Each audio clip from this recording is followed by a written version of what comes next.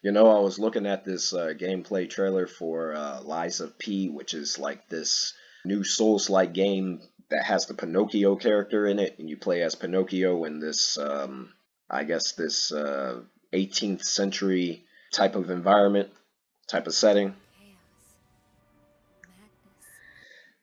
and it looks pretty good to me, but it's still a Souls-like. So that's where my issue comes in. But I'm gonna take a look and see, what's going on. I like the art direction here. I think the character models they look pretty good, but it's not anything that's too impressive graphically. But it's also something that's not mediocre when it comes to the presentation of the graphics. The art style is really what's elevating it.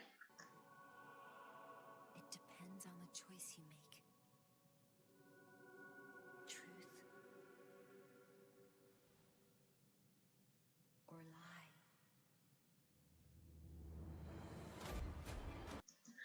Now, if you look at the actual engine itself, it looks very similar to the engine that From Software uses in their games, and it could be the same engine. I'm not exactly sure what engine this game is running on, but it looks very similar.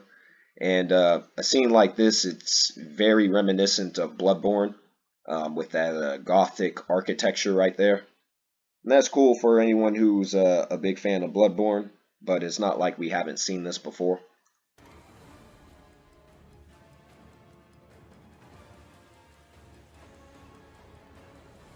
might be asking too much of you,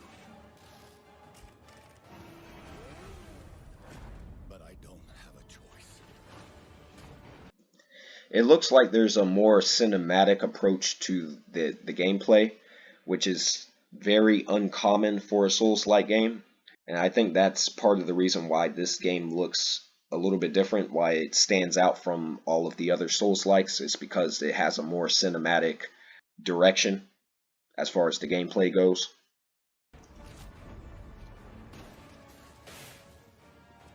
Yeah, it had some aim down sights right there.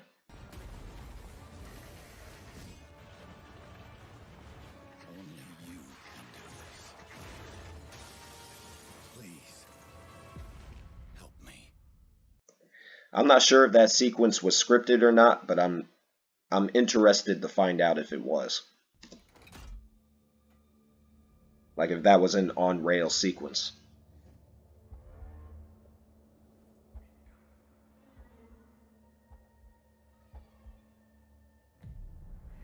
Finally, we meet, son.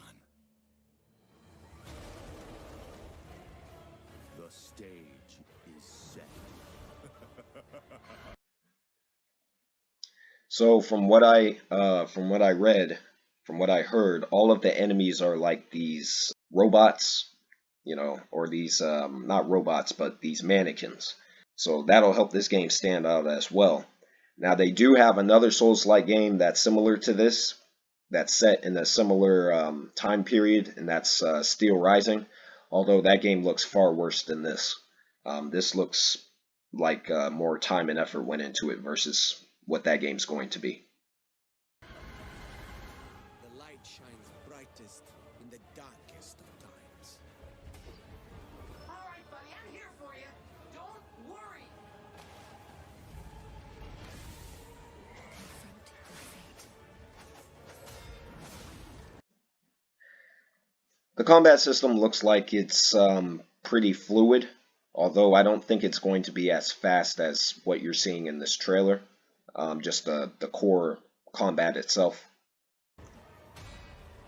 Don't give up.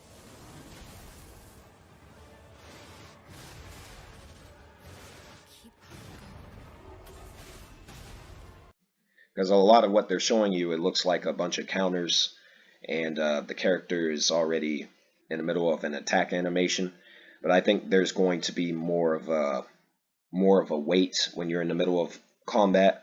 Like you can't just rush in. So the pacing of the combat's going to be more similar to From Software and what they do with their games. versus something like Neo, which is much faster. You can lean on me if you want.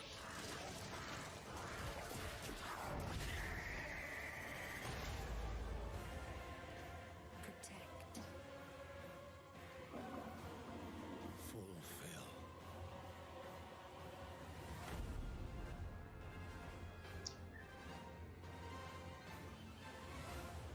So the game looks good to me. It looks like they really put their time and energy to make something that stands out, something that is similar to what we've seen before with these games, but also strive to do something a bit different. I'm interested in trying the game out. I can't say just judging off of what I've seen, because a lot of the elements that I hate about this genre is still present in this game. For example, this stamina bar up here. I fucking hate that mechanic. That has to be one of the top 10 worst mechanics in video games for me. I can't stand it when a video game has some kind of mechanic that limits what the player can and can't do. And the stamina bar is just that. I think the only Souls-like game where the stamina bar actually worked was Bloodborne, and that's because Bloodborne allowed you to go on the offensive. It placed an emphasis on offensive combat versus defensive combat, but most of the Souls-like games are based around defensive combat. Bloodborne was like an outlier, it was an exception. This game, I don't think is going to be developed in the same vein that Bloodborne was. It's not going to place an emphasis on going on the offensive in the same way that Bloodborne did. And that's a big part of the reason why I'm skeptical of it. It's still a Souls-like. And so I'm not really comfortable saying that, yeah, 100% I'm going to get this game day one at full price. I got to play like a demo or something. They need to release a demo for this. And if I like the demo enough, then I'll invest in it. But as someone who hates these games, as someone who really doesn't like these games and isn't really a fan of these types of games, like I said, I'm very skeptical of it. But, you know, Lies of P, I'm willing to give the benefit of the doubt, but I have to play it myself. And so they need to have a demo that's released for this. There's a demo that's released for Lies of P. I will definitely invest time into trying it out. And if the game's good, I'll make a video about it. You know, I'll let the audience know, say, hey, you know, you need to check this game out. If not, I'm probably going to be like, yeah, this is some bullshit. Yeah, it's just another Souls-like, you know, another Souls clone that's uninspired and not worth anyone's time. And there's been plenty of those, especially recently over the last few years. There's been plenty of mediocre Souls-likes. Hopefully this game will be different and it'll stand out enough to where the investment is worth it. And I look forward to hearing more news about this game. And hopefully they do release a demo for it. And that's really all I have to say about Lies of P. I'm not sure exactly when this game's coming out. I think it's next year at some point. Yep, 2023, next year. And it's being released on PC, I assume via Steam, Xbox One, the Xbox Series consoles, PS4, PS5, and Game Pass. Both on Xbox and PC. Well, hell, if they don't release a demo for it, you can just purchase a Game Pass subscription and try the full game out that way. So that's an option. So looking forward to seeing more.